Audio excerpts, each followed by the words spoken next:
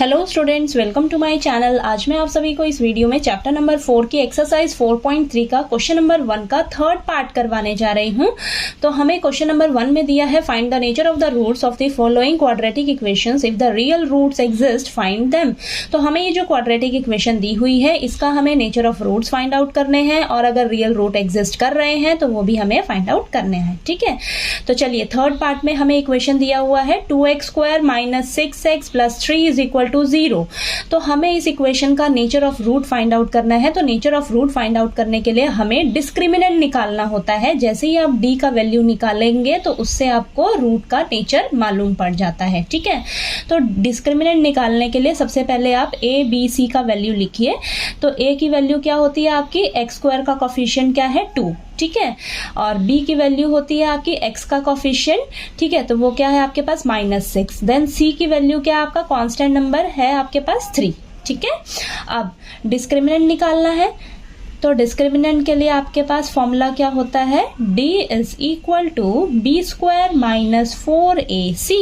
ठीक है, अब b की वैल्यू कितनी है आपके पास -6, तो -6 का स्क्वायर -4 × a की वैल्यू 2 है, c का वैल्यू 3 है। ठीक है, अब -6 का स्क्वायर 36 -4 2 = 8 8 3 = 24।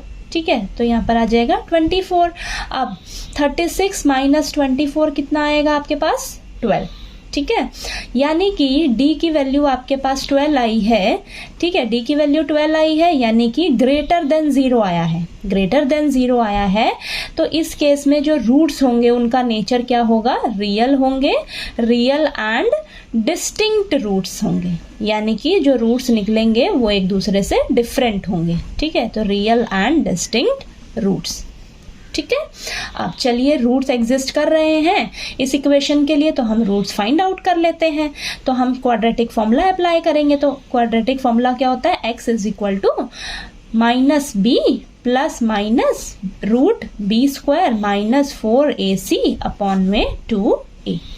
ठीक है, अब यहाँ पर x = b की वैल्यू क्या है -6, तो माइनस तो फॉर्मूले का ऑलरेडी है और ये b का वैल्यू -6। ठीक है, प्लस -b² - 4ac का वैल्यू कितना निकाला है आपने यहाँ पर देखिए 12। ठीक है, तो यहाँ पर पुट कर दीजिए, तो √12।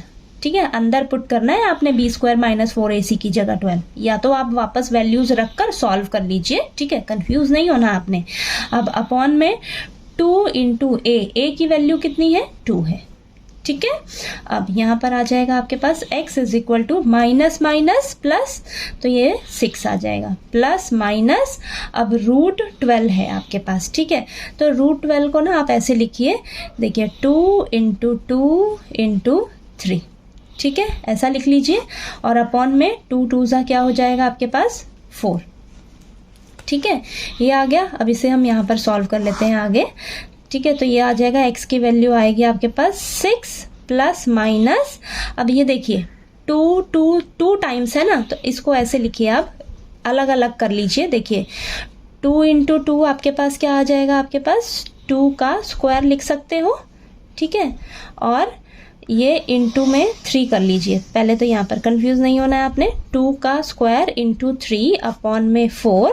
ठीक है, तो x = 6 प्लस माइनस, अब इसको आप अलग से लिखिए, √2 का स्क्वायर। ठीक है, इंटू में √3।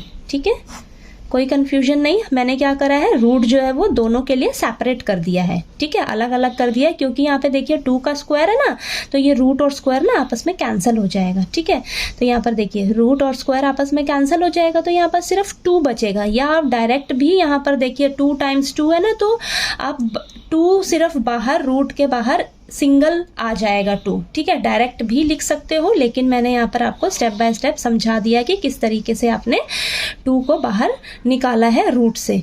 ठीक है, तो यहाँ पर मैंने रूट जो है वो दोनों पे अलग अलग ले लिया है। ठीक है, तो यहाँ पर देखिए रूट और स्क्वायर आपस में कैंसिल हो जाएगा, तो सिर्फ 2 बचेगा आपके पास। ठीक है, तो यहाँ x की वैल्यू क्या आएगी आपके पास 6 प्लस माइनस, ये आपके पास 2 × में √3 अपॉन में 4। ठीक है, ये आ गया। अब इसे आगे सॉल्व करते हैं। x = अब देखिए आप ना 2 कॉमन ले सकते हो ऊपर से। ठीक है। 2 जैसे ही कॉमन लोगे तो यहाँ पर क्या बचेगा 3 प्लस माइनस 2 आपने बाहर ले लिया तो यहाँ बचेगा आपके पास √3, ठीक है, अपॉन में 4। अब ये 2 और 4 आपस में कैंसिल हो जाएगा, ठीक है, 2 के टेबल पे। तो x की वैल्यू क्या आई है आपके पास 3 प्लस माइनस √3 अपॉन में 2, ठीक है। तो यहाँ पर हमारे पास x की 2 वैल्यू निकलेगी। एक क्या आएगी आपके पास 3 प्लस √3 अपॉन में 2 और दूसरी वैल्यू क्या आएगी 3 माइनस √3 अपॉन में 2, ठीक है।